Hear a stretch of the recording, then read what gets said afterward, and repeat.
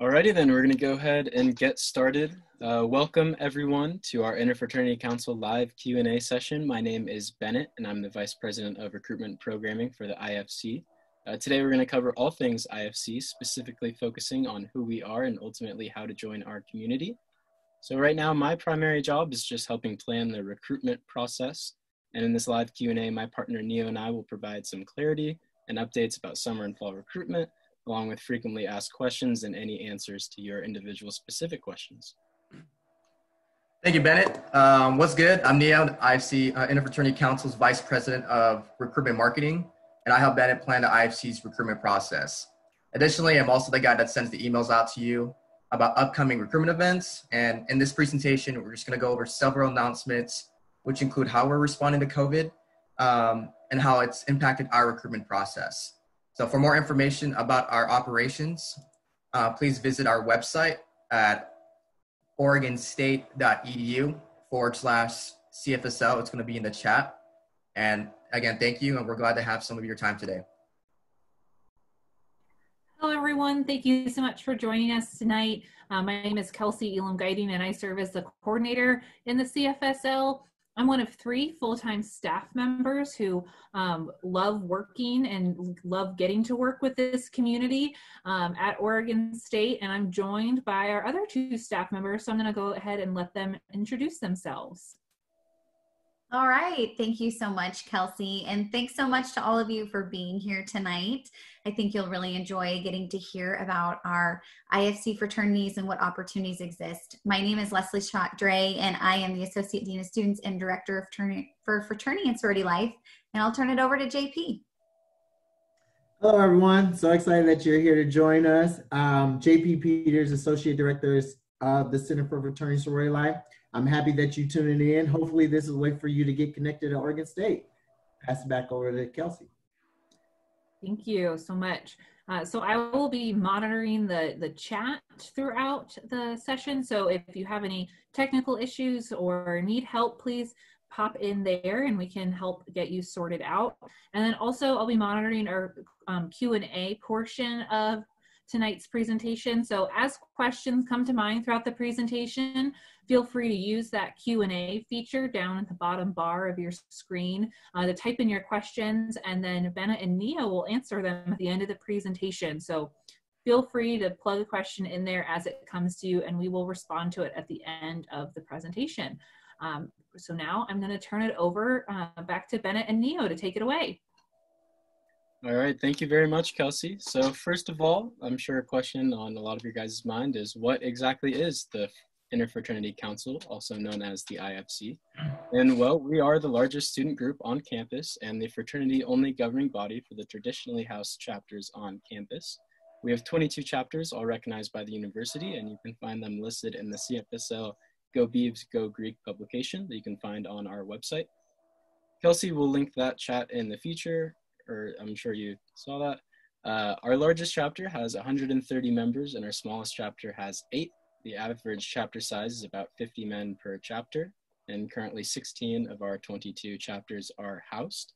All fraternities with a house have a live-in director called a house director or resident advisor. And the IFC is one of 3 governing councils within fraternity and sorority life that has fraternities. So if you don't find what you're looking for in one of our IFC chapters, or if our process doesn't sound like the right fit for you, I urge you to consider checking out one of our other fraternity processes, because we really do believe that there is a place to belong for all students in our community. So the 3 fraternities that are not in the IFC that you'll see also listed on our registration page, and that you can also get to know during the IFC process, are Omega Delta Phi, which is a Latino-founded fraternity that is a member of the Multicultural Greek Council. We also have 2 National Panhellenic Councils, or NPHC fraternities as well, known as the Divine Nine or D9. MPHC fraternities are historically African-American organizations, and we have chapters of Kappa Alpha Psi fraternity and Phi Beta Sigma fraternity. And if you'd like to learn more about these fraternities, you can check out the CFSL website and publication. But with all that being said, becoming part of the IFC community is a great way to get more connected to the OSU community, build lasting friendships, and grow into the best version of yourself. So I'm going to be turning it over to my counterpart, Neo, to share more about why he decided to join an IFC fraternity personally. Dope. Thanks, Bennett. So I'm going to share you a brief story how I became part of the largest student-led organization at Oregon State. So my background, I'm from Victorville, California. It's a small city in Southern California. So I didn't get to know many people coming to Oregon State, let alone the state of Oregon. So I was really nervous about getting ready for college and whatnot. So don't get me wrong, I was excited that I graduated high school, but ultimately just downhearted. I was going to be away from my family and my friends at home. So knowing that I couldn't take them with me, and this college journey is going to be a long one, even longer if you're alone. So I looked in some of the clubs and organizations at Oregon State, from the cultural clubs and sports clubs, where I eventually came across fraternity life. With that, my initial concern after hearing from what I heard from the media all around, will I be hazed by joining fraternity? However, researching further at Greek life at OSU, I quickly learned that the expectation that there is no hazing in any IFC affiliated fraternity. And if any fraternity fails to abide by these rules, then they will be referred to the IFC and university conduct process. Another thing with that, chapters gave back to the community, which that's kind of got me thinking about looking into them and preferring them. So they give back in tremendous ways. They also reward academic excellence to its members with scholarships. So definitely a big financial feature with that. Definitely got me hooked in. So again, for me, I personally value service and nonprofit work, as well as academics, which made me motivated to go to an IFC event, where I can meet some of the chapters and potentially go through the recruitment process, in which I did. Since then, it's been an absolute adventure. So I'm a third year studying business administration and political science. The past 2 years have been the best years of my life so far. Motivated academically with the academic resources fraternity organizations provided. I wasn't a really great student in high school, but coming into college and decided going through recruitment, I was immersed with a community that values academics most of all than anything other. So of course, being in a university, our whole reason why we're here is focus on academics, and it was a great fit. Additionally, built amazing and lasting connections with other fraternity organizations and sorority ones too. It's getting me prepared for my career in the future, and it's great just to get to know the others on their journey too. And of course, the fun serving the community in nonprofit ways and being part of an active brotherhood, always something fun to do. And just back to rotating it back to the adventure. So I would have not experienced any of this without being part of the fraternity community. And Bennett, I don't know if my counterpart wants to share his story, but go ahead, man. Yeah, thank you, Neo. Very cool. And just like Neo, I myself am also from California. I came to Oregon State knowing absolutely nobody, known from my high school. Attended OSU, but I was really just looking for an active community that I could join and really just be a part of. And I credit the fraternity and sorority community so much for helping me integrate into college life and into Oregon life. And yeah, just like Neo said, I love being a part of all of the wonderful things we get to do as fraternity men, and really just had no idea beforehand that we would get to be so involved with our community and get to give back and really just be a part of a lot of fun philanthropy events, social events, and all the rest. But yeah, I just really recommend it for anyone that is looking for a place to fit in and a place to belong, because I'm sure, like we said earlier, there's a place for everyone in our community, whether that's with IFC or not. But yeah, thank you so much, Neo, for sharing. I'm going to turn it back over to him, and he's going to talk a little bit more about our community. Thank you, Bennett. Also, so now you know some our stories. I just want to share a few key components about our IFC fraternity life. So moving on the slideshow, we're going to go to philanthropy and service. Yeah. Thank you. So again, just going over some philanthropy and community service here at with the Interfraternity Council.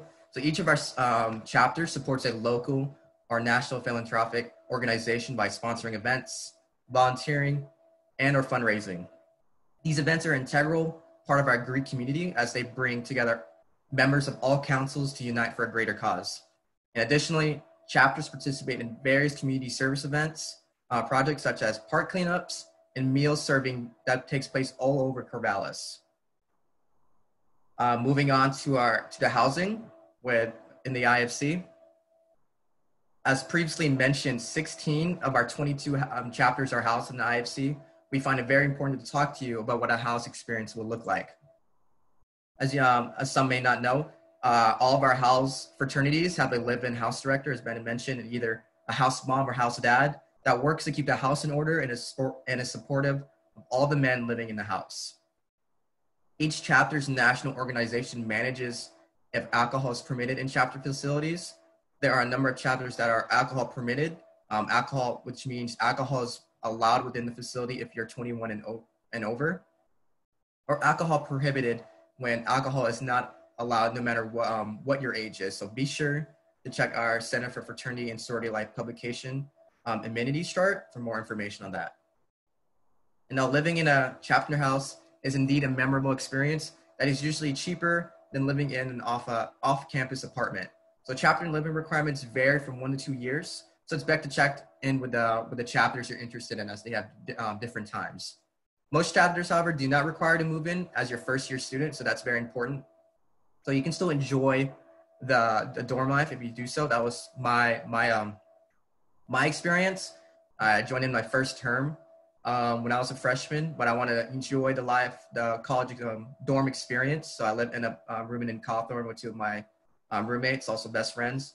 One of them happened to be in my fraternity. So again, if you want to check out with the chapter to see if they're allowed for first years to move in, just go see with them. And also, if you're not looking for a house experience, we got an option that for you guys too. So because they're also unhoused chapters. Member of these chapters often live together on off-campus apartments. So again, more opportunities to live with your brothers. Moving on to scholarship for the IFC. Scholarship, again, academics are an integral part of all of our organizations, fraternities, of course, especially. And as I mentioned, when I'm joining a fraternity, these guys are all united under the goal of fulfilling their college education at Oregon State. And within these chapters, there are minimum GPA requirements that to both join a chapter and stay in good standing in each fraternity. Chapters offer their members a variety of academic support resources like tutoring and also academic achievement awards such as scholarships. Many of our chapters are offering scholarships right now to incoming students, and they can apply over summer. So make sure you check your OSU email for details on how to apply for them, and also visit our website for more information on how you can apply, which we will add a link to the chat right now towards that scholarship page. And Bennett, you want to discuss the IFC's recruitment process? Yeah, thank you very much, Neo. And now we're going to dive into more what our recruitment process looks like. So first of all, potential new members can sign a bid at any time during the summer or fall recruitment process, but you must be signed up for IFC recruitment prior to accepting a bid. So you can sign up for recruitment on our IFC website. The link to join our recruitment process should be in the chat now, and is free to sign up, and there is no obligation to join if you do register for our recruitment process. And you can also join a chapter through a couple of methods. So first of which is summer recruitment. And many chapters are having virtual or small scale recruitment events that comply with COVID-19 guidelines throughout this summer, and may be contacting you already to attend their various informal events. Just know that men can accept a bid from a chapter at any time, and that it is not uncommon to be offered a bid over the summer. It's up to each individual whether or not they would like to wait to join until fall recruitment. If you are available this summer and interested in joining a fraternity, then I urge you to check out our summer events, either virtually or small scale in person. If you're out of state, it's easy because, like I said before, most chapters are hosting virtual events this summer that you can attend online.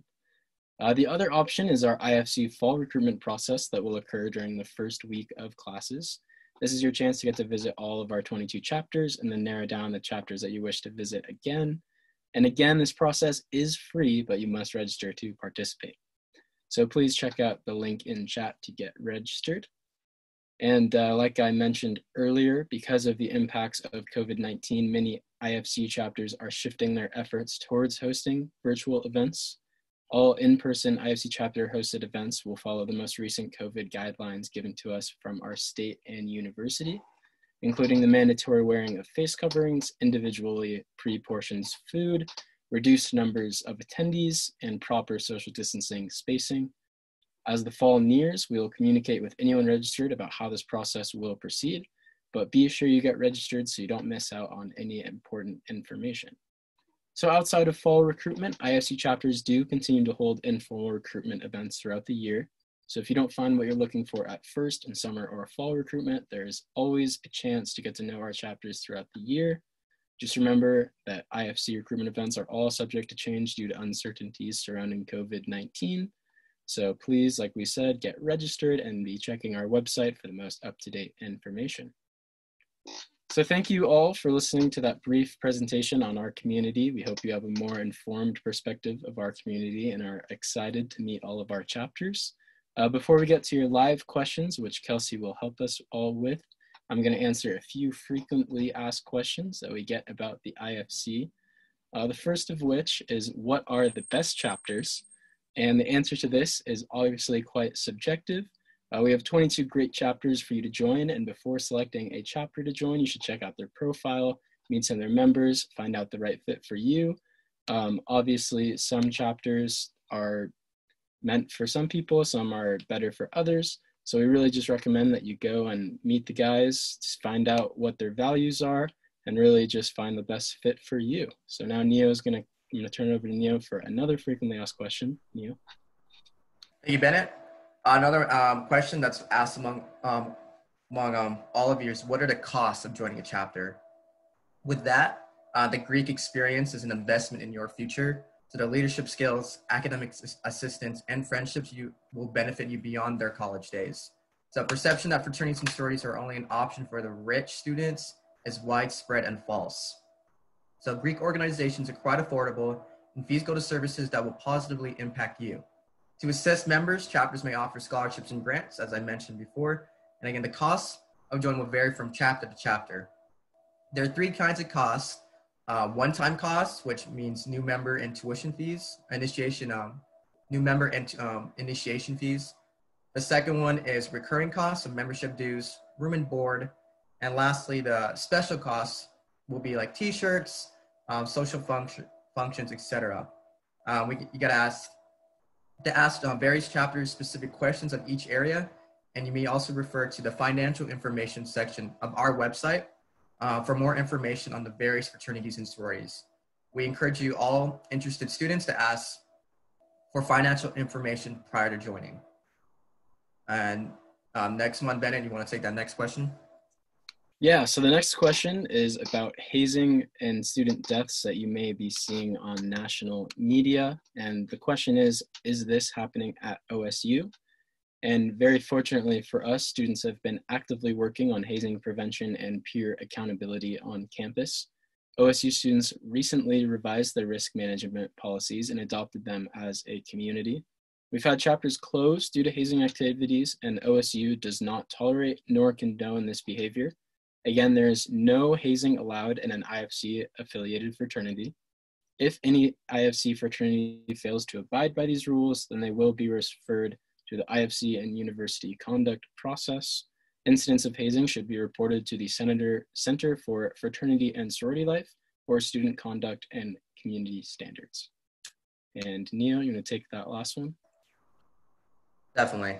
On this, another question among you guys is like, how do I join a fraternity? Like, what do I have to get there? But first of all, as Bennett mentioned in his explanation, where you're going to have to register for recruitment through that either QR code we showed in that slide, or the recruitment sign up form, which we'll plug in the chat right now. So you have to, again, recruitment's all free to go through the process. You need to be registered in order to go through recruitment. And from there, you will sign a disclosure form showing that you're going to be sharing your contact information in these chapters, and you're going to be contacted by them with events. They're going to, introduce themselves, of course, then they're going to be asked, hey, would you be interested in meeting up or coming to our informal events from either Zoom or their small scale in-person events. And from there, you're going to be browsing respective fraternity websites, contact recruitment chairman on their fraternity. So I encourage to reach out directly to the recruitment chairmen if you're interested. Also, just get some brownie points in terms of you're making a first move, you're initiated, so that one, they know that you're engaged and want to join. So that'll actually motivate them to actually reach you out earlier than expected. So they want to hear from you too. So don't be shy on that. And again, if you don't, if you have any questions on that, or just recruitment in general, of course, we're here for you too. So we're just gonna turn over to the CFA, our Center for Fraternity and Sorority staff, to help us answer some of your questions too. All right, awesome. So we have some questions coming into our Q&A and into the chat.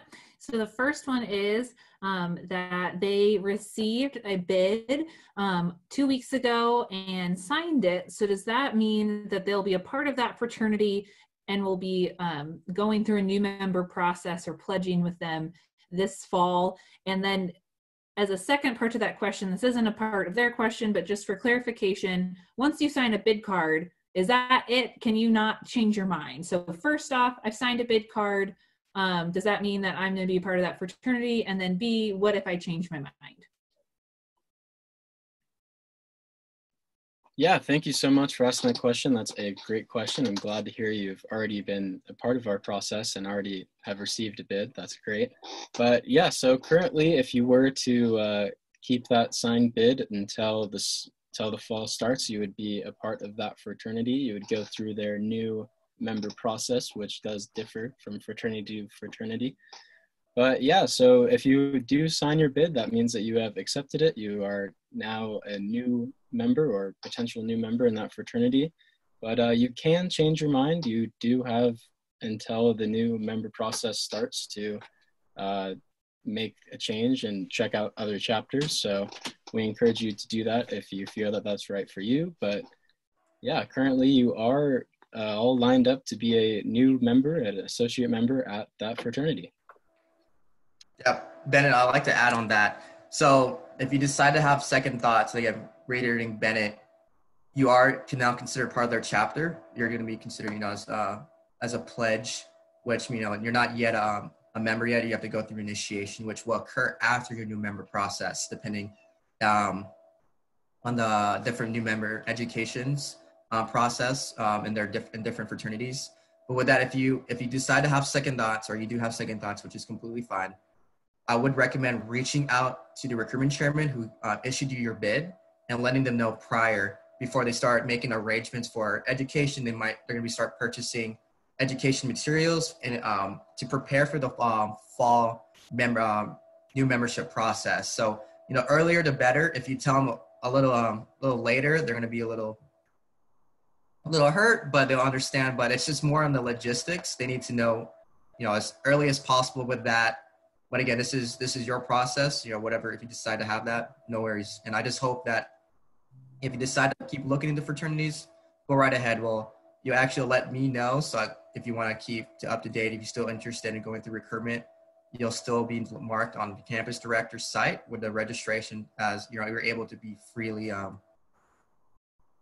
go into different fraternities if you want to go that way. But other than that, good question. Great, thank you so much. Along that same line of the joining process, can you explain the best way to navigate the recruitment process? Do you just need to meet one chapter? Do you need to meet all 22 of them? What are your recommendations on navigating all the options? I want to take this one. Yeah. I recommend, with me, on my experience, I wanted to meet them all, because you never know, fear of missing out. You get that FOMO. You might end up going, diverting your time and resources into trying to join a couple of chapters. With that, and especially with COVID going on, I kind of want to see what options there are for me. So I'm going to reach out. I encourage you all to reach out to literally all the chapters you can. Send a text. You don't need to go to all their events, but see if the recruitment chairman or any of the contacts from the chapter, really get you interested. And usually that's why I go through with a process of elimination, how I choose the chapter when I was going through recruitment. Sort of like, again, asking, what they're all about. See if they're be their friend before, you really invest in going through their events. So like a process of elimination, narrow down your choices. And I definitely recommend this in the summer. Right now they have their event. Most of the chapters are having their events. So by fall, you narrow down your list to about, we have 22 chapters. You narrow your list about 4 from just going through summer recruitment, and you go to those 4 for chapters events, or you plan your schedule it, you can manage your time well. And from there, you are able to, decide which one's the best for you. And, you also voice your intention. You're like, okay, I think I really want to be part of your chapter. And, they'll take the information as they will, and they'll let you know with that. But definitely, of course, reach out to all of them, and they'll reach out to you. They'll even let you know if they want you, again, by offering you that bid, that invitation, that they want you to be part of their organization. But, reaching out, you don't know if you don't ask. So again, just reach out to all of them. And after that, when you have your chapters, your preference, that's when you decide to, invest that time, continue going to their events and whatnot. And Ben, if you want to add on to that, totally. But that's usually how I would play it out. And again, what I mentioned in my story, I didn't look back afterwards. I was glad to be part of the community after that. Yeah, thank you, Neo. That was a great explanation. But yeah, really just along the same lines as Neo, my biggest piece of advice would just be to do your research and really just visit all of our chapters' social medias, get in contact with their recruitment chairs. They love when you are proactive and reaching out to them, as Neo previously mentioned. But yeah, really just, do your best to explore our community. Like, we have 22 chapters in our IFC community. We have other councils that have fraternities, like we mentioned, and really just do your best to navigate all of that, find what seems like the best fit for you, and from there you can really dial in with a few chapters and find what the best fit is for you. So yeah, just like Neo said, just do your research, be proactive, and I'm sure you'll find the best fit for you. Thank you so much for those awesome answers. I think that's really helpful to do some process of elimination, because it can be daunting to look at 22 chapters at once. Another question of how do you balance being in a fraternity with school and other organizations, work, all those other things that have to do with life, but primarily school, because that's why we're here at Oregon State, right? Definitely.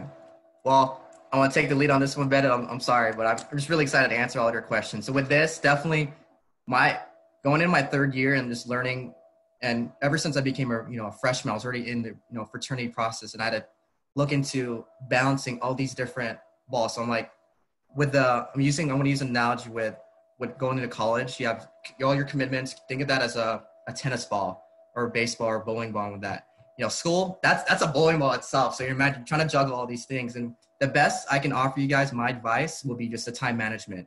With the thing with all the fraternity life, they value their academics no matter what. All the fraternity organizations, that if there's something they share, besides of course being a part of our council and being part of the OSU and Greek community, all of the chapters value academics above all else. So they're going to allow you to give time and commitment towards, they understand we're here as a student first, then we're a fraternity man. So definitely they're going to give you that time to focus on academics. Then of course, doing stuff with the fraternity afterwards, in their events or whatnot. And they also, again, as I mentioned, the chapters have a GPA requirement to even, first of all, join a fraternity. Initially, especially if you're an incoming freshman, your GPA from high school, whatever you graduated with, will count into your recruitment or selection process, as well as you need to maintain a college GPA, which is specified in each of the fraternities to actually stay in the fraternity. So of course, you can't be part of fraternity and not be a student. And I say this too, as a person coming from high school. I was a student athlete. I was in a golf team for 4 years. You're a student before you're an athlete. So student athlete. So make sure, and with that, and what made me successful coming into my third year is the time management skills. So of course, when to prioritize this, then that. And yeah, that's it for me. Bennett, you want to share what made you successful coming into your years as a fraternity man? Yeah. Thank you very much, Neo. I myself have been a part of other student organizations. I've had part-time jobs, been a part of sport clubs at OSU. And really, I just think that being in a fraternity does definitely help with your time management. It really does help to be a part of a brotherhood that values academics, like Neo said, because fraternities are looking for men that can be academically successful and really can balance being in a fraternity with your academic life. And like Neo said, academics are the number one most important aspect of being in a fraternity, because we're obviously all here to go to university, not just to have some fun. But yeah, definitely I would just say that it's a lot easier than you would think. You definitely get a lot of time for school, and everyone is very serious about school, of course. And yeah. Great, thank you so much. Awesome answers. Along with that, can you talk a little bit more about the scholarships that some chapters offer over the summer and how to navigate the application process for those, and sort of how prospective members can learn about these scholarships? Yeah, I'll take the lead on that one. Thank you, Kelsey. But yeah, so like we mentioned earlier, a lot of chapters do offer scholarships to incoming students, prospective new members. But yeah, one of the best ways you can do that is finding that information on our IFC website. Also, just visiting individual chapters' social media, you'll see they definitely love to advertise that. But the best way, once you find a scholarship that you want to apply for, is just to contact those individual chapter recruitment chairs, and they would love to guide you through that process. It is worth mentioning that most chapters do not require you to join in order to receive a scholarship, so we definitely encourage you to apply to as many scholarships as you would like. But yeah, Neo, do you have anything to add on to that? Yeah, I mean, you hit most of it on that, Bennett. With that, I just want to add, of course, maintaining due diligence and doing your research too on our IFC website, as the recruitment chairman or the chapters reach out to us and share their information, and there'll be different links on, and we have a specific scholarships tab where you can look at it. I know there's a couple fraternities right now advertising that and trying to reach out to other new incoming students with their opportunities. But definitely being proactive in that, just ask and you shall receive. Talking to them, their contact, their chapters about, hey, what did you offer this? I'm definitely looking forward to that if I do end up looking into a fraternity, and definitely they'll provide you the answers from there. But that's all of it. Bennett mentioned pretty well. Great, thank you. And can you all talk a little bit more about the live-in experience? Can you move in your first year in college? What are the requirements or process around that? So with that, I'm just moving in. Most of the fraternities, again, we have a live-in requirement, but that doesn't mean when you decide to live. So you don't have to go straight in. A common misconception is that I'm going to put you guys in the shoes of, I'm a freshman, just joined a fraternity to sign a bid. What do I do next? Do I stay in my dorm, or do I go in? And with that, the way how I did it, I decided I know there was a living requirement. I decided to just live in, I decided to stay in the dorm for, my entire freshman year. Then I decided to move in. I plan to move in my sophomore and now junior year. So with these chapters, they're not going to force you, and they're not going to pressure you to move in straight away. Because I understand that, so much paperwork, especially with the UHDS, just you're already in, you have all your stuff in anyway. So just in a way, just stay there. I encourage you to stay in the dorm, enjoy that life, really network, reach out, make some friends in the dorm before you decide to go live in the fraternity. But however, if you decide to, I'm really not really enjoying the residence halls, it ain't it for me. So that's where you usually, bring up your comments, concerns, your questions towards that specific chapter you invested yourself in, asking, hey, is there rooms? First of all, if I can move in, can I move in like right now?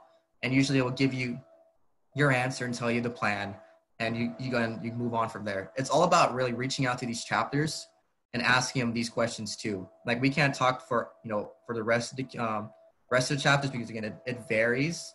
However, I can tell you that we have living requirements, but you don't have to live straight in your freshman year. And Ben, if you have to add anything to add on what I just said, go for it.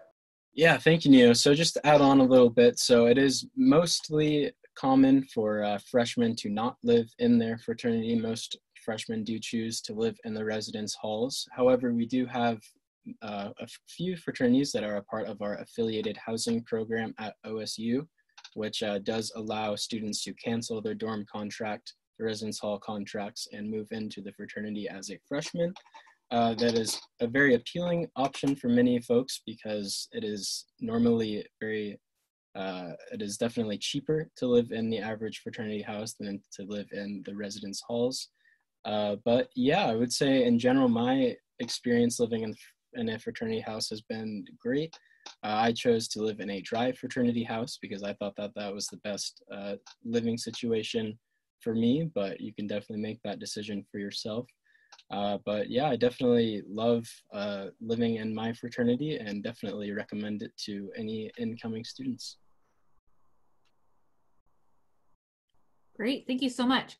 And there is something called the Affiliated Housing Program, just to clarify any points. So there are some fraternity and sorority chapters who own houses who are a part of the Affiliated Housing Program, which allows first-year students to get an exemption from living on campus to move into those facilities. So if you have questions if a chapter is eligible for that, that's a great question to ask during recruitment, and you can also learn more about that program on our website. All right, and then I think our last question of the evening, if I don't see any more come in, is could you share a little bit about how joining a fraternity helped you transition to OSU? Neo, I know you shared a little bit already, but just sort of what about joining a fraternity helps with that transition to college? Definitely. Thank you, Kelsey. And thank you, whoever asked that question. With that, with transition, again, especially with me coming from an out of state, and also Bennett too, you know, we're kind of like, what do we do? Like, where do we start? Where do we begin? There's so much to take in, you know, into this new environment. So with that, what for the recruitment allowed me to do is actually connect with among my peers, some of them with, you know, who just happen to be just a year older than me, or, you know, just who's been in my shoes, connect with them. And again, these recruitment chairmen, or not even just recruitment chairmen, these fraternity men, you know, they've been in your spot before. So you're just really having that, they're open to conversation, and they're there for you as, again, just resources and as peers to offer you advice and sort of tell you like, wait, what's up? First of all, like, most importantly, where are the places to eat? Like, shoot, Corvallis is amazing places to eat. So definitely what I had to ask, but going back to it, yeah, just, they're here for you. Again, it's all about just asking and really, you know, like going, you don't have to really go out of your way. So when you're going through recruitment process, I know one event that I was part of was a tabling event or a fraternity fair where you actually meet all the fraternity men and the Memorial Union Ballroom, and sort of just ask them like, tell me about your chapter, or tell me about yourself actually. And they'll tell you. Then of course they'll ask you like questions, and they'll really pique your interest and really get you going and just be like talking. And from there, just you get what you get from the conversations. They tell you, you know what, as you ask them, like, wait, how do I navigate this? And they're like, okay, totally. And sometimes you even get all your contact information, and they're like, oh, reach out if they're here as a resource. So definitely utilize them to your best of your abilities, or they'll at least point you to the right direction and where to get your answers and get them answered. And Ben, I think you can add on to what I have to say, but definitely with that, my first couple of weeks, I didn't have no plan at all. Didn't know where to go besides what classes. I didn't even know what buildings my classes were taken in. But these guys actually helped me out. Like, I didn't know where our Millam Hall was. Went outside, pointed straight at it, right in front of the Memorial Union. So definitely, again, asking these guys questions, because in the end, these guys were in the same spot you were in. So again, go down and ask for the help. They'll be able to help you. And Bennett, go for it, man. You want to add on? Yeah, thank you, Neo. And yeah, just like Neo said, and I think I mentioned earlier, I'm also an out-of-state student. I definitely came to Oregon State not having really any community or any place that I felt like I belonged. But really, it's just an amazing opportunity to be able to be a part of a brotherhood, be a part of a community. I mean, definitely walking around campus and seeing friendly faces everywhere, you know, having brothers or other members of our Greek community in your classes is definitely a huge thing. And really just having a group of people that you can go through this whole college experience with is just phenomenal, and is really just makes your transition so much easier. I know that college is definitely a huge time for all incoming students and a big change in most of our lives. So yeah, just being able to have that community, being able to have that support system immediately is just wonderful, and something that I would definitely recommend to everyone.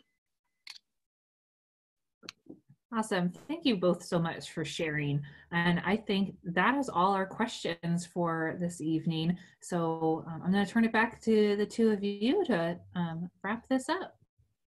Yeah, thank you so much, Kelsey, for that. Thank you to all of our panelists and everyone who attended today. We really appreciate all of your great questions. And again, don't forget to register for IFC recruitment. And if you have any questions that come up after today, please don't hesitate to reach out to me or Neo. You can find our contact information listed on our website. And yeah, unless anyone else has anything to add, have a great day and go Beavs. Go Beavs.